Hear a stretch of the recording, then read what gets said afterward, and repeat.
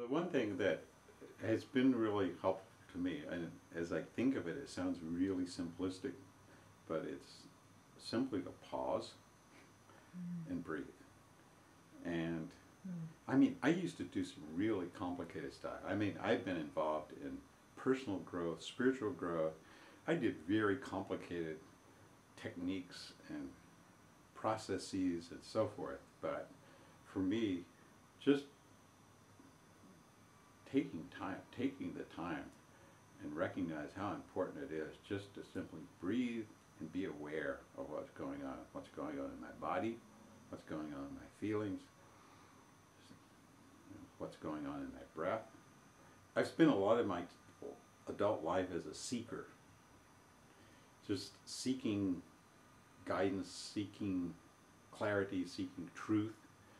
And one of the big breakthroughs for me in the last couple of years is just recognizing what a incredible navigation device I have within myself. If I just pay attention, and just be aware of what's going on with myself, what's going on in my body, what's going on in my gut, my solar plexus, how I'm feeling, what I'm really trusting my feelings around, what I feel drawn to, what I feel repulsed by, and not make up excuses, not create some compromised set of circumstances for myself to say, well, you know, it's really not that bad, you know, and just so. I mean, it's gotten really a lot simpler. My life has gotten amazingly a lot more simple. So surrender, stop, pause, breathe, and trusting. Trust your internal navigation system. Right. Mm-hmm.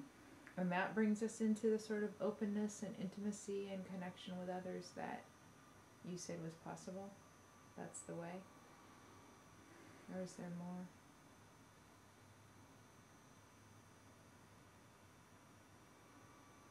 Well, I think right now, I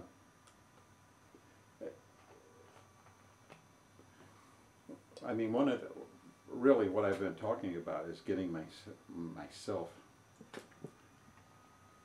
grounded in just my trust of life and being here. And then I think really we get a real test in terms of opening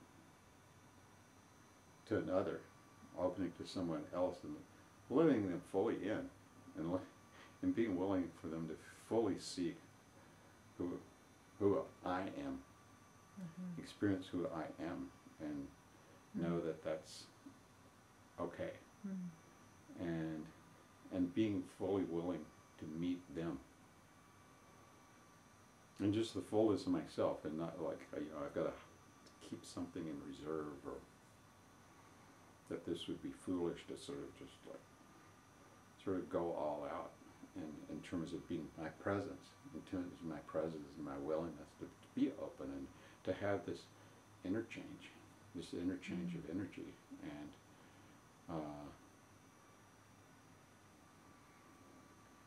and I think that's a big step for a lot of us who have taught to live with a guarded heart. And you know, that was one of the things I started recognizing several years ago, that I wanted to live with an unguarded heart, and getting that inspiration and getting that intention, there were a lot of steps between that and then coming to a point where it feels like I'm able to experience that within myself on a more sustained basis, because I had a lot of mechanisms in place to keep myself safe.